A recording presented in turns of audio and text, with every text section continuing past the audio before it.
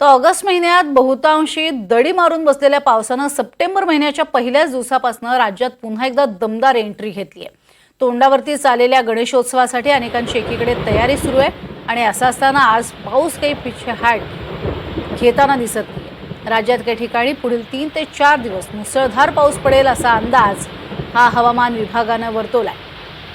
या अंदाजानुसार राज्यातील मराठवाडा, विदर्भात काही जिल्ह्यात मुसळधार ते अतिमुसळधार पावसाचा इशारा देण्यात आलाय आणि त्याचा जोर साधारण 4 सप्टेंबरपर्यंत कमी होण्याची शक्यताही वर्तवली आहे। राज्यात दक्षिण मध्य महाराष्ट्रातील जिल्ह्यांमध्ये तुरळक ठिकाणी मुसळधार पाऊस पडेल अशी शक्यता आहे।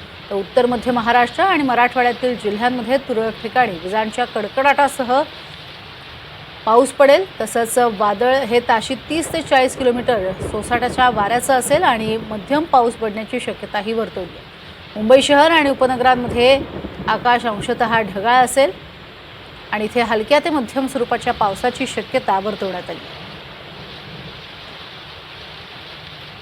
आहे। येत्या काळामध्ये सुद्धा मराठवाड्यात काही ठिकाणी मुसळधार पाऊस राहणार असा अंदाज वर्तवण्यात आला आहे।